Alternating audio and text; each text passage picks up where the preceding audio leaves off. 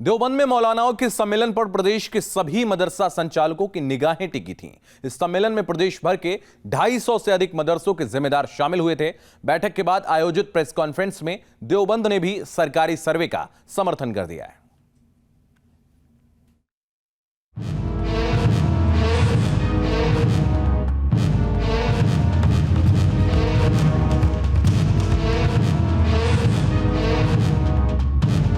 सरकार के आदेश पर यूपी के गैर मान्यता प्राप्त मदरसों के सर्वे का काम शुरू हुआ तो विरोध करने वाले मौलानाओं के पेट में मरोड़ उठने लगा।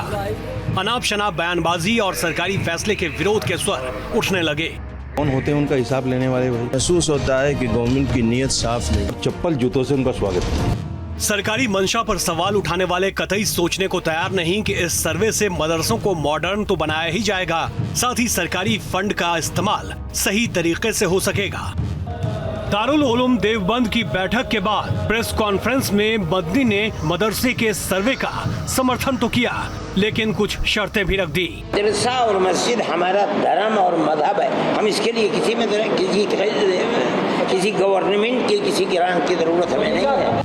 देवबंद में गैर मान्यता प्राप्त करीब 100 मदरसे चलते हैं। सरकारी अधिकारी मदरसों में मूलभूत सुविधाओं की जानकारी ले रहे हैं, जान रहे हैं किन सुविधाओं का अभाव है, किन चीजों की जरूरत है, ताकि शासन को इससे अवगत कराया जा सके। सब मकामी चंदे से ही और इनके उससे काम होता है। उसका पूरा रिकॉर्ड रखा जाता है, कहाँ से क्या मिला है। अगर किसी ने 10 रुपए भी दिए तो उसकी भी रसीद महफूज होती है। मदरसे में वित्तीय व्यवस्था, मदरसे के भवन, छात्रावास, सीसीटीवी कैमरे, पीने का पानी, बाथरूम और शौचालय जैसी मूलभूत सुविधाओं की व्यवस्थाओं का निरीक्षण किया। मुकम्मल मदद करें, ताउन करें गवर्नमेंट का, इसलिए कि सर्वे की जो तस्वीर हमारे सामने आई है बिल्कुल सीधी सादी है, में कोई विरोध और इख्तिलाफ नहीं है। मदनी की बातें हैं, उनसे जो जीस निकलता है वो यही निकलता है। अगर आपने सरकारी ज़मीन कब्जा कर मदरसा बना लिया है या किसी प्राधिकरण की ज़मीन, पंचायत की ज़मीन या कैसी भी ऐसी ज़मीन कब्जाई है, उसे तुरंत खाली कर दें, मदरसा खाली कर दें, बनिस्बत इसके कि सरकार का बिल्डोज़र उस पर चले। यही नसीहतें इस बैठक में दी गई हैं और मदरसा संचालकों को ये बताया गया है कि कोई भी इल्लीगल काम मदरसे की धरती से ना करें। कोई शक ही नहीं है। हो सकता था कि पहले शक हो, लेकिन आज जिस रास्ते के ऊपर गाड़ी सर्वे की चल रही है हमें कोई शक नहीं है, ठीक चल रही है। देवबंद के इस बैठक का मुस्लिम स्कॉलर विरोध भी करते दिखे। आप कह रहे सर्वे नहीं भी होना चाहिए, सर्वे गलत है, और आपके जो बड़े इदारे हैं, जो बड़े तंजीम हैं, जो बड़े लोग हैं आपके जमीयत के, वो सर्वे करा रहे हैं, तो आप मुसलमानों को गुमराह करने की कोशिश क्यों कर रहे हैं? मुसलमानों को गुमराह मत कीजिए, मुसलमानों को अपने हाल पे छोड़ दीजिए। फिर मुसलमान डिसीजन लेगा कि मुझे सड़कों पर आकर इसका डिसीजन लेना है या मुझे कोर्ट में जाना है या मुझे क्या करना है। मुसलमान पर छोड़ दीजिए इसको।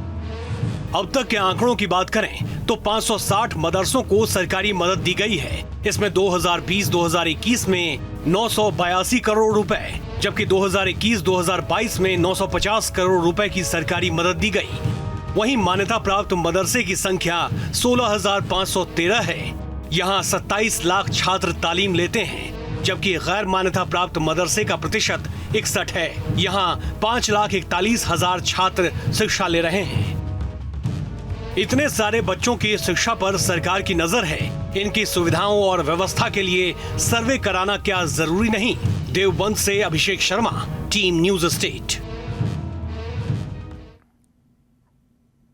यूपी में निजी मदरसों का सर्वे चल रहा है, लिहाजा राज्य की राजनीति में सर्वे पर सियासी संग्राम भी छिड़ा है।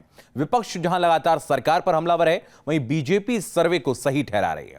यूपी के स्वतंत्र प्रभार राज्य मंत्री कपिल देव अग्रवाल का भी बयान सामने आया है। क्या कुछ कहा है, आप भी सुनिए। देखो, मदरसे का जो सर्वेक्षण हो रहा है, माननीय मुख्यमंत्री योगी आदित्यनाथ जी, माननीय प्रधानमंत्री मोदी जी चाहते कि सब बच्चे पढ़ें, सब बेटियां पढ़ें, देश के अंदर आगे बढ़े। प्रधानमंत्री ने बहुत दिन पहले कहा था, एक हाथ में कुरान, एक हाथ में लैपटॉप, यानी आपकी एजुकेशन का जुड़ना पड़े। जितने मौलवी हैं, जितने बड़े लोग हैं मुस्लिम समाज में, जितने ये टिप्पणी करने वाले लोग हैं, इनके सबके बच्चे पब्लिक स्कूल में, कॉन्वेंट स्कूल में पढ़ते हैं, पर मुसलमान को ये शिक्षक रखना चाहते हैं। उनको पढ़ाने से बिल्कुल दीनी शिक्षा दे करके केवल वहीं तक उनको सीमित रखना चाहते हैं। प्रधानमंत्री जी ने, मुख्यमंत्री ने कहा कि नहीं, दीनी शिक्षा भी लो लेकिन साथ साथ computer science, biology, mathematics, history, biology, geography, इस प्रकार के सब्जेक्ट भी उनको पढ़ें। खबर सहारनपुर से, जहां मुस्लिम राष्ट्रीय मंच के जिला संयोजक राव मुशर्रफ अली पुंडीर का बयान आया है।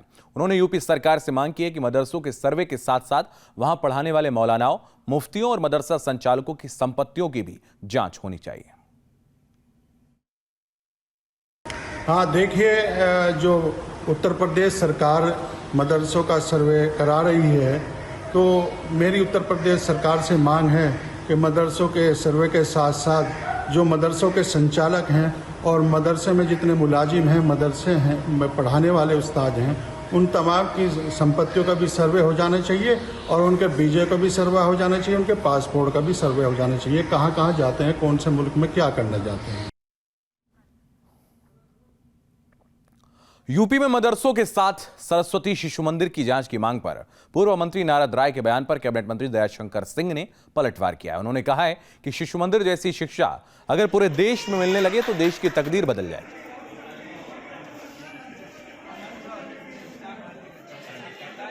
देखिए, माननीय नारद राय जी के घर के बगल में शिशु मंदिर चलता है। थोड़ा जाके शिशु मंदिर में देखें, कभी शायद जाने की उनको ये नहीं हुआ होगा कि वो अपने घर के बगल में कभी शिशु मंदिर में जाएं। और आज बलिया में शिक्षा जगत में जो नागाजी शिशु मंदिर का एक अपना अलग एक जो है महत्व है। यहाँ हर माँ बाप चाहता है कि मेरा बच्चा शिशु मंदिर में पढ़े, लेकिन हम लोग को एक प्रवेश तक नहीं करा पाते हैं, वो भी नहीं करा पाए होंगे कभी। तो कम से कम उससे शिक्षा लें वो, और ऐसी शिक्षा यदि सब जगह प्राप्त होने लगेगी तो ये बलिया का ही नहीं पूरे देश की तकदीर बदल जाएगी।